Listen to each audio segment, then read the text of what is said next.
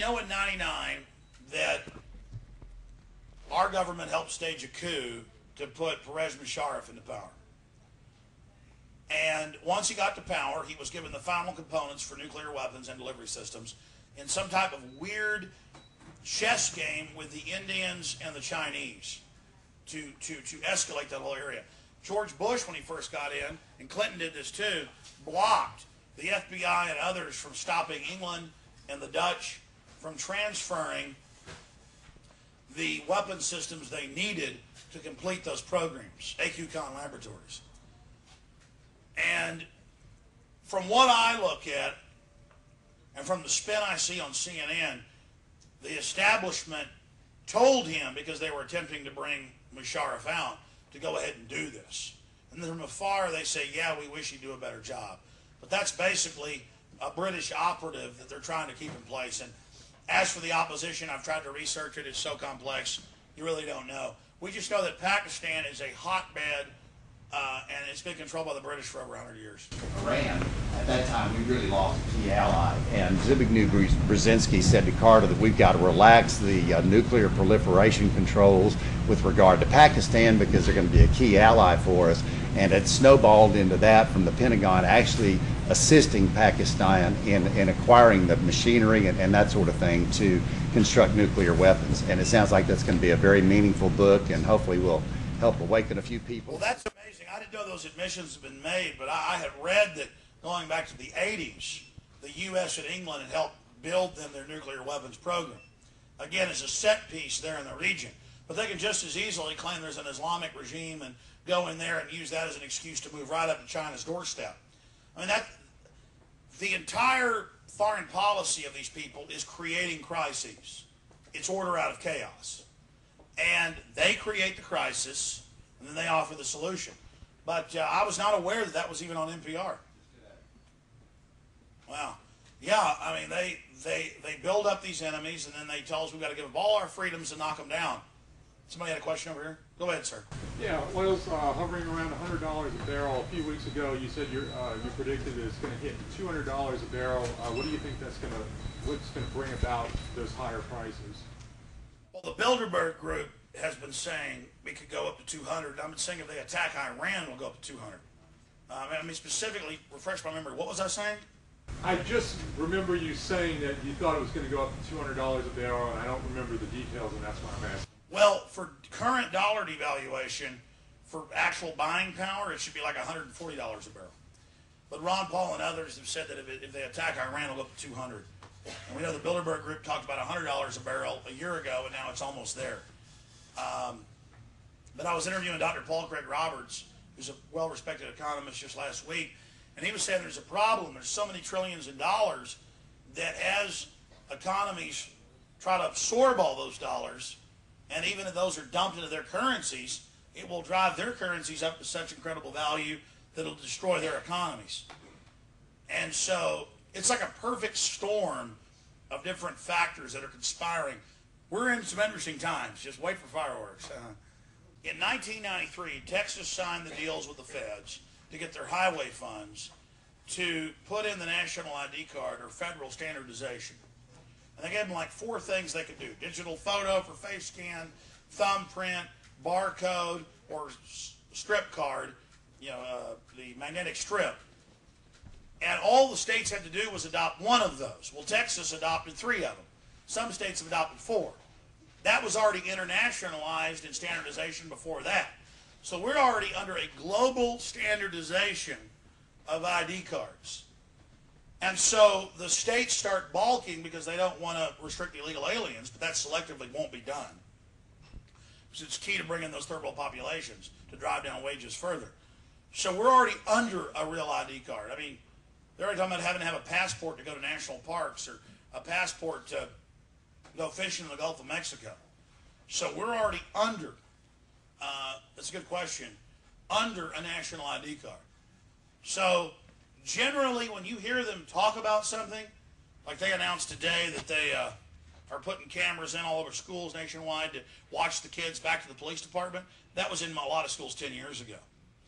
And I'd read this a long time ago, but now it's even in MIT magazine, that the Pentagon designed all this, and they call it a military control grid over us. And it's just the elite going, we're building a prison around these people because we're going to take their dollar, we're going to take their pension funds, we're going to take their property, we're going to take everything they got, and if they don't like it, we're going to line them up and shoot them up against the wall. The problem is that there's an alternative media, and the worldwide wiretap, the World Wide Web, as they jokingly call it, the worldwide wiretap, has it cut both ways against them, and they were fighting in a 50s and 60s and 70s information paradigm. And I think these New World Order dinosaurs are in a lot of trouble. They're in deep, but we're all in trouble too because they've still got the high ground and the power.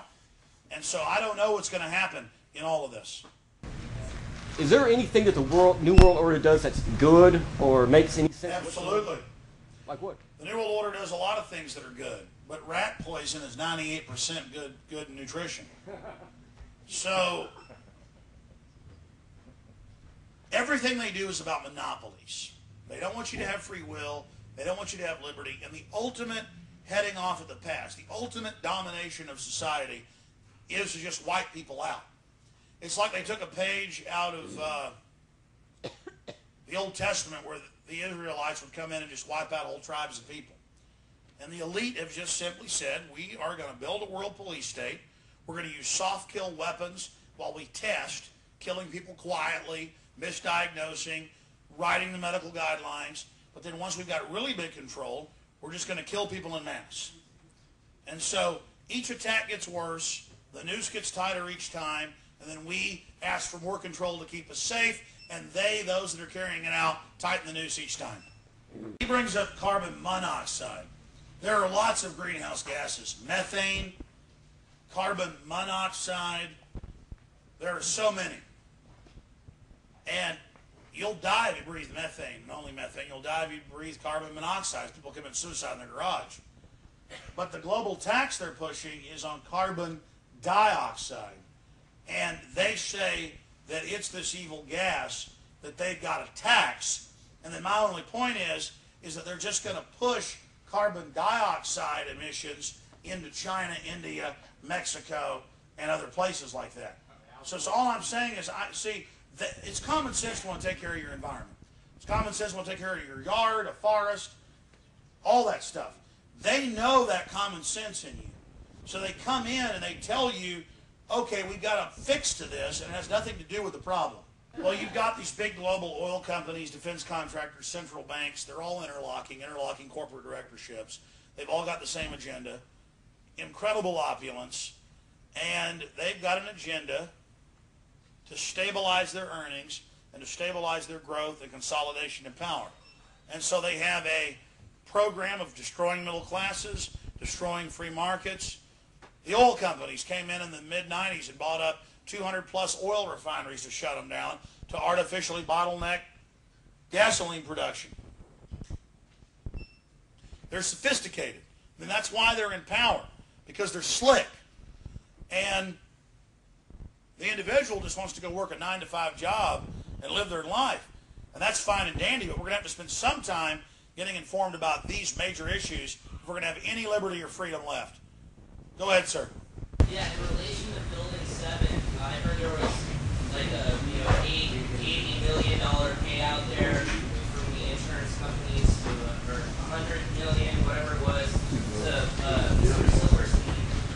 It's about $6.5 billion, yeah. Yeah. Okay, why haven't we heard, or why haven't they put up a fight in the face of all the evidence? I mean, last I checked, insurance companies don't exactly give away money without a fight. So what's going on with that? Have you heard anything? Or, I mean, it just seems like they would be, trying to protect their interests, and to just write a check, it just doesn't make sense.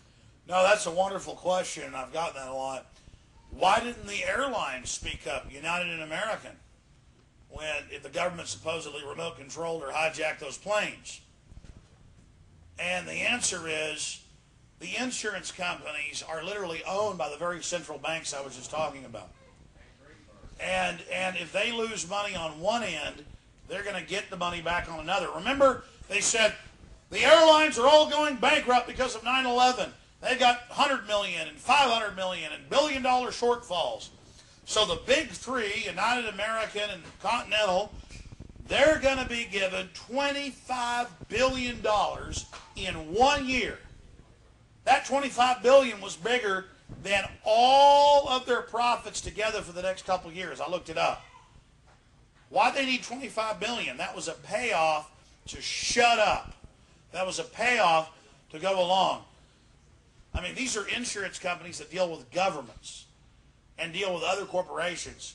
It's called politics. So they paid it out to Larry Silverstein, and I assure you they were paid out in other ways.